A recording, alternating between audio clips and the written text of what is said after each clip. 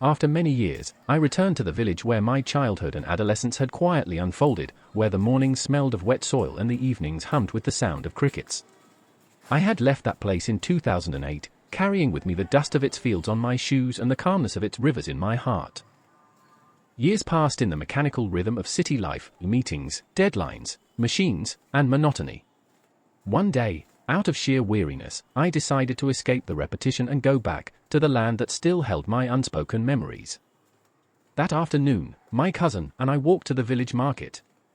It was the same old bazaar, breathing in colors and chaos, the smell of fried snacks, the chatter of vendors, the distant echo of flute sellers, the laughter of children running behind balloons.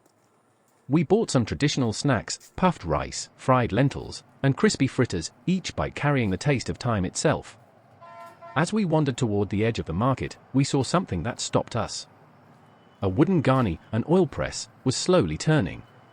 Mustard seeds were being crushed, and thick golden oil was trickling down into a clay pot. The air was fragrant with that unmistakable aroma, warm, raw, and earthy. But something was missing. There was no bullock. The disappearing circle of the bullock. In my childhood, I had seen this scene countless times.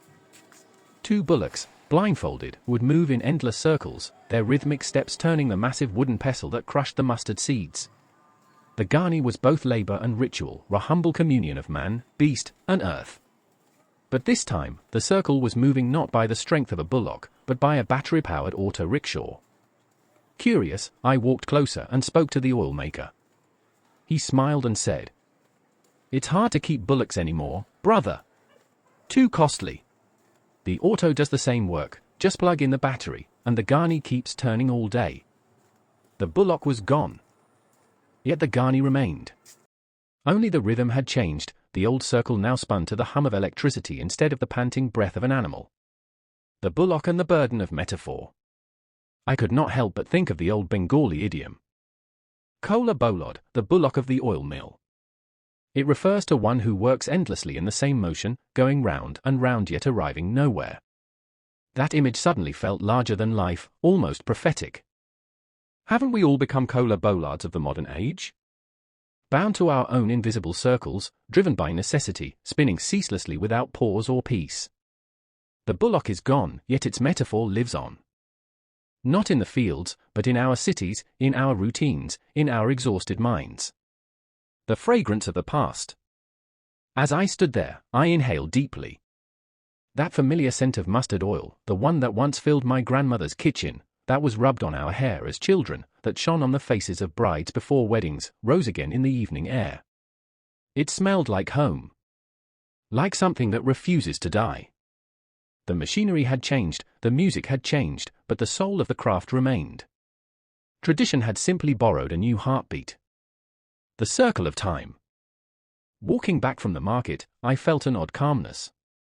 Time, I realized, is a clever craftsman. It doesn't destroy, it transforms. The bullock may rest now, replaced by an auto-rickshaw, but the Ghani still turns. The oil still glistens, the air still smells of mustard and earth. Heritage does not vanish, it only changes its rhythm.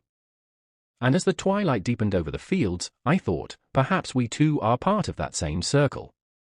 We move forward, we evolve, we modernize, yet somewhere deep inside, we keep turning around the same axis of memory. The Ghani keeps spinning. The oil keeps flowing. And in that endless motion, the soul of Bengal keeps whispering. I am alive. I am still here.